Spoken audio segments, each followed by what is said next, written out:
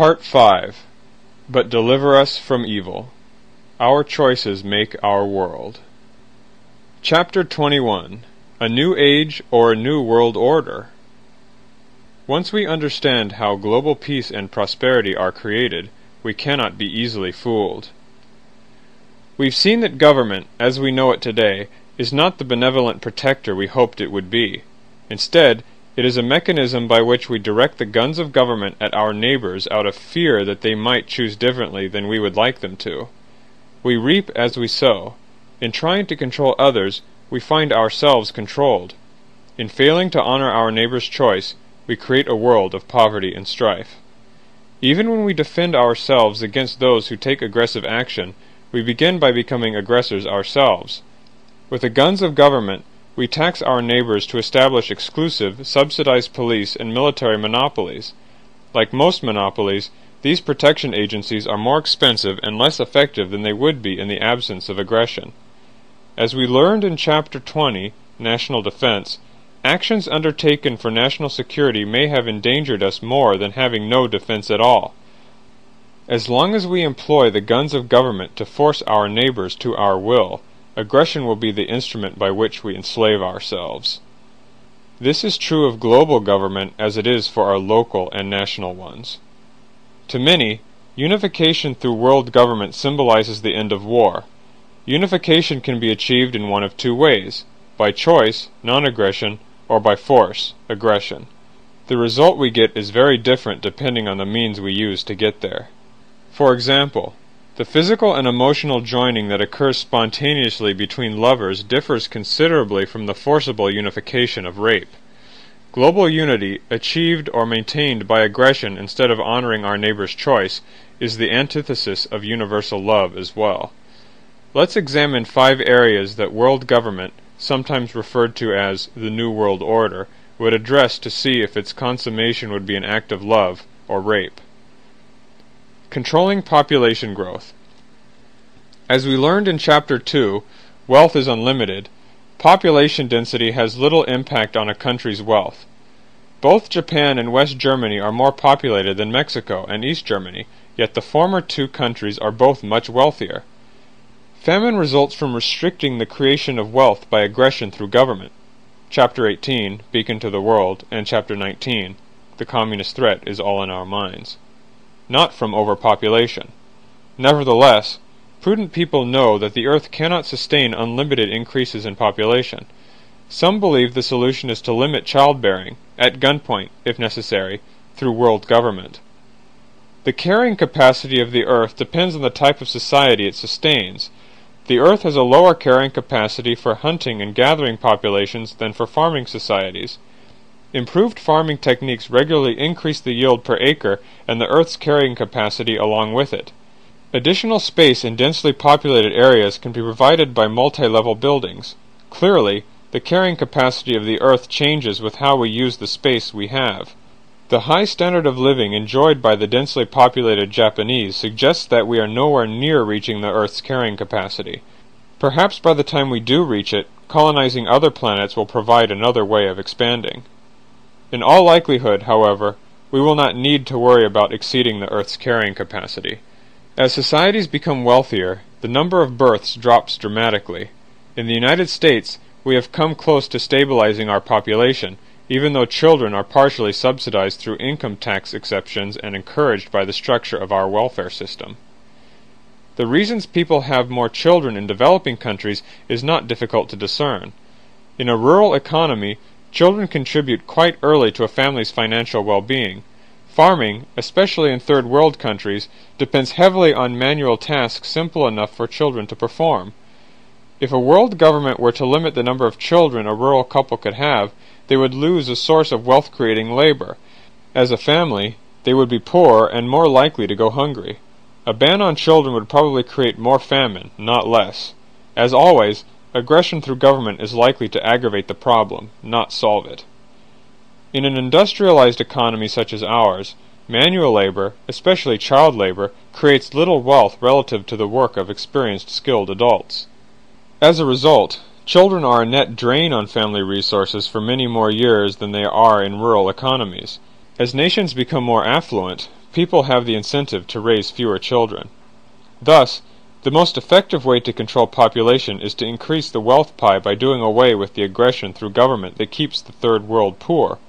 The most effective way to achieve zero population growth is to encourage the worldwide practice of non-aggression so that all people can climb the ladder of affluence. Protecting the environment. Rainforests. As detailed in Chapter 18, Beacon to the World, the clearing of the rainforests results from aggressive government policy. Third world governments fail to honor or defend the homesteading claims of the natives who inhabit them, especially when timber companies pay the heads of state for such oversights. The licensing laws and other restrictions on the creation of wealth imposed on the population, Chapter 18, Beacon to the World, drives people to exploit the rainforests as well. The same heads of state responsible for creating the rainforest problem will determine who represents their country in a world government, just as these officials currently select who will attend the United Nations. Obviously, these representatives will defend the exploitation of the rainforest. Special interest groups that profit from destroying the rainforests will lobby world government representatives in much the same way they lobby our domestic officials to cut down our rainforest. The representatives do not personally profit from long-term planning for the rainforests because they have no homesteading or ownership claim. By turning the rainforests over to special interest groups, however, these officials can be amply rewarded for the short-term profit the rainforests generate. World government representatives will have every incentive to turn their backs on the plight of the rainforests and their native inhabitants. Representatives who are steadfast in their determination to preserve the rainforests will be pressured by other domestic special interest groups to sacrifice the rainforests to gain votes for their particular cause. A person willing to sacrifice domestic special interests for a global good will be replaced by a candidate able to maintain the lucrative special interest support. Special interests will influence the world government as they do in every country today. As a result, world government will not protect the rainforests any better than national governments do. A policy that permits the destruction of the rainforest will do so on a global level, instead of a national one. We have only to observe how our national forests are sacrificed locally, Chapter 8, Destroying the Environment, to see what we can expect globally. The way to protect the rainforests, as described in Chapter 18, Beacon to the World, is to recognize the homesteading claims of the native inhabitants. Historically, governments have failed to do this. Instead, native people, including those indigenous to the United States, have been ruthlessly pushed aside so that special interests may be served. More aggression through government will be part of the problem, not the solution. Some people are uncomfortable with the idea of individuals or tribes owning part of the earth. Ownership conjures up the image of a selfish other withholding a part of Mother Earth from other fellow humans. A global commons sounds much more inclusive, more sharing. These images, however, are sheer illusion, perhaps even perpetrated by the special interests that profit from such an outlook. Because selfish owners want to profit as much as possible from their land, they have incentive to treat their property in a way that increases its value to others. The price that owners can get for the land depends on how other members of society value the care given to it. A selfish owner has incentive to heed the priorities of the whole. What would prevent a special interest group from purchasing the rainforests? Nothing, as long as they were willing to pay the full costs of them. Today, the rainforests cost special interests only a convenient payoff to those who control these lands and do not benefit by long-term management. The price of buying rainforest property from owners who can profit from long-term care would be much higher. Exploitation is no longer affordable. Government officials who control the commons are as selfish as property owners. However, these officials profit only when they favor the special interests over the common good. If those controlling the rainforests nobly attempt to do otherwise, special interest groups probably will see that they lose their jobs. The interests of the few work against the interest of the many. With aggression, looking out for number one goes against the welfare of the whole. Without aggression, the same drive becomes harnessed for the greater good. We truly live in a win-win world. Endangered species. On land. Some conservationists see a global government as a way to enforce worldwide bans on hunting endangered species, such as elephants and rhinos. Such bans threaten first-strike force against those who try to create wealth by harvesting these unclaimed animals. The guns of government are used to prevent homesteading of wild herds in much the same way they are used to prevent homesteading of land. Environmentalists support such bans in the belief that they preserve endangered species. In fact, just the opposite is true. For example, elephant hunting has been banned in Kenya. In 1989, these animals numbered only 19,000, down from 65,000 in 1979. On the other hand, in Zimbabwe, homesteading claims of natives to elephants on their land have been respected. Elephant products can be legally sold. Naturally, the natives protect their valuable elephants from poachers. The natives raise as many elephants as possible so they can sponsor safaris and sell elephant ivory, hide, and meat. As a result, the elephant population has increased from 30,000 to 43,000 over the past 10 years. People will protect the environment when they own and profit from it. We never worry about cows and horses becoming extinct. They are plentiful because we own them and profit from their use. We have motivation to make sure they propagate. Ownership encourages effective stewardship of wildlife, just as it encourages protection of the land. Although it happens from time to time, few people are foolish enough to kill the goose that lays the golden egg. On sea. The same principle applies to marine life as well. In some states, homesteading of oyster beds is permitted. Private oyster beds are more prolific and profitable than public ones. The owners have incentive to invest money in caring for the beds and harvesting them sustainably. Unfortunately, the guns of government are used to prevent individuals and groups from homesteading parcels of ocean other than oyster beds.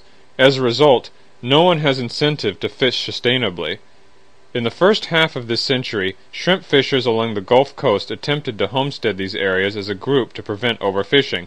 The government refused to recognize their claim. Many other environmental benefits result from ocean ownership. If an oil tanker wanted permission to cross a fishery, owners likely would demand that the tanker carry adequate insurance or have safeguards against rupture. Insurance costs would be lower for ships with such safeguards, thus encouraging careful construction of tankers. As a result, oil spills would be less likely. Oil companies would be ready to deal with the few accidents that occurred, since delay would increase the cost of righting the wrong.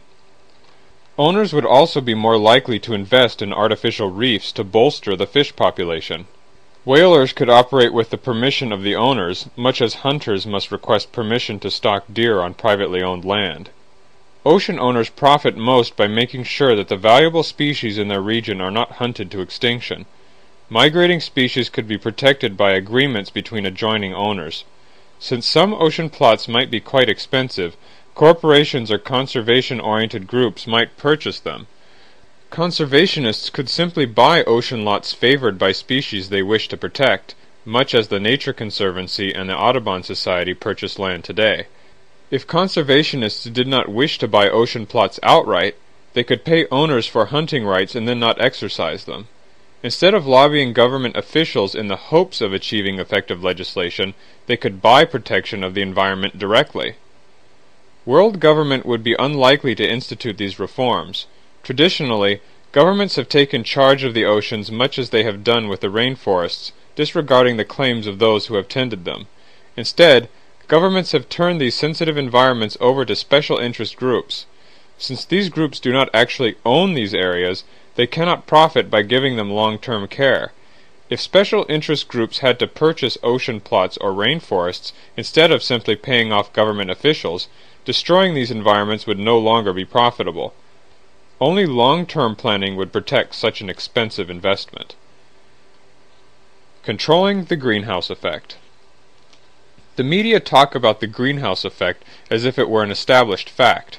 Our meteorologists can hardly predict tomorrow's temperature accurately, yet somehow predictions of a few degrees of global warming over the next few decades is supposed to be possible. I don't need my Ph.D. in biophysics to know that this kind of logic just doesn't add up. Every week, I scan the prestigious Science magazine for the latest in the global warming debate. Scientists cannot seem to agree on whether or not global temperatures are rising unnaturally. Satellite data from 1979 to 1988 reveal no warming trend at all. Surface measurements reveal an increase from 1880 to 1940, but little upward movement after 1940, the years of heaviest industrial activity. Some scientists believe the increase in temperature earlier in this century was simply due to the urbanization of rural areas during that time. Urban areas tend to trap heat more than rural ones. Temperature sensing devices are usually located in cities and might reflect these fluctuations. If, in spite of the evidence to the contrary, we assume that the world is warming, what would cause it? The Earth has gone through several ice ages and warming cycles without human help and might be doing so again. Indeed, some evidence suggests that the ozone level correlates better with sunspot activity than with human endeavors. Chlorofluorocarbons, CFCs, for example, were introduced in the second half of the century, while the largest temperature increases were seen before 1940. CFCs do destroy ozone, but so do volcanoes. In 1976, for example, the eruption of the Alaskan Augustine volcano produced 570 times as much chlorine as was put into the atmosphere by CFCs and other chlorine emissions in 1975. Consequently, banning the CFCs would have a minor impact on ozone levels. However, stopping the sale of CFCs, at gunpoint if necessary, might have significant impacts on the health of the poor in developing nations. The CFCs are used primarily as refrigerants. Current substitutes are more costly and less effective. Worldwide refitting and shifting to these substitutes may cost as much as $100 billion within the next decade. Unable to afford new refrigerators, the poor, especially the third world poor, might have to do without. Food spoilage with the accompanying threat of food poisoning is much more common in the tropical countries of the world and could become more frequent. Banning CFCs could very well kill long before a hole in the ozone ever could. That's a hefty price to pay for an inaccurate weather prediction. Such a sacrifice is likely to be unnecessary, even if we one day experience a greenhouse effect. Carbon dioxide is purported to account for about 49% of all greenhouse gases. An increase in carbon dioxide along with global temperatures will stimulate the growth of plants, both on land and sea. Some scientists believe that farmers would enjoy bumper food crops and warmer oceans would produce larger plankton populations. Plants absorb carbon dioxide during photosynthesis, lowering the amount of carbon dioxide in the atmosphere. Global temperatures would probably be stabilized by nature's self-regulating global ecosystem. Should we ever face global warming, we may find it a pleasant surprise. A tropical Earth would have more bountiful plant and animal life and require less fossil fuel for heating. Since the geological record suggests we may be due for an ice age, inducing global warming might actually prevent a greater catastrophe. Finally, the Earth is such a large heat sink that any warming resulting from human activity would occur gradually over several decades, giving us plenty of time to react. Rising seas would inch forward year after year, providing ample time to build dikes and seawalls. If a chemical were damaging others in any way, its price, in a non-aggressive society, would rise in order to compensate the victims. High prices would discourage use and encourage innovative substitutes without aggression.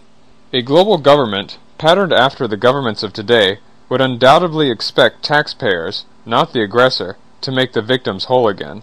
If people died needlessly because of a banned chemical, the representatives of a world government could claim sovereign immunity, as our own government did after poisoning people with fallout from nuclear testing. More aggression through government is not the solution to global warming, real or imagined. Issuing global currency. A single global currency sounds heavenly to world travelers who are constantly exchanging one type of money for another. However, these different currencies are an important part of the self-regulating marketplace ecosystem, even though the marketplace is hardly free from aggression. Each country's central bank has the power to inflate the currency as much as it wants, thereby increasing its profits. However, if other countries' central banks don't follow suit, this plan is foiled. For example, if our Federal Reserve starts inflating our currency while the Japanese central bank does not, our dollar becomes worth less compared to the yen. Savvy investors bring their dollars into the banks and exchange them for the more valuable yen. The more the central bank tries to increase the money supply, the more people fearfully convert their dollars to something else. The banks can't profit if people won't take their dollars. The diverse currency in the marketplace ecosystem still regulates the central banks to some extent. If everyone is forced, at gunpoint if necessary, to use a single global currency, these checks and balances are destroyed. The central bank can manipulate the money supply at will.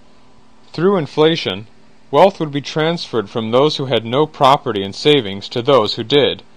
Alternating inflation with deflation would bankrupt those who failed to accurately predict the timing of the cycles and invest their resources accordingly. See Chapter 9, Banking on Aggression, for a review of this process. Those who control the money supply would get richer at the expense of the less fortunate. The power at the apex of the pyramid is so great that a global currency would allow those who control it to have more power than any ruling elite has ever known. Keeping the peace. A global government would centralize military capability. Nations would turn their weaponry over to the international peacekeeping force. When enough countries had joined, the global government could force the remaining nations into the pact in the name of global unity. Once disarmed, nations could not go to war against each other. Peace would presumably ensue. In practice, the guns of world government would simply be pointed alternately at majorities and minorities. Just as in our country, they would take turns being victims and aggressors. As always, aggression would favor the well-to-do. Special interest groups would once again triumph. The banking interests would inflate the currency rapidly, redistributing wealth to those who were already well endowed. The Earth's oceans and rainforests would remain in the custody of representatives who profit most by allowing special interests to exploit these resources. As usual, aggressors would not be required to compensate victims. Sovereign immunity would protect government officials when their actions harmed others. The world would grow ever poorer. As we realized our mistake, we might try to assert our independence from the global government.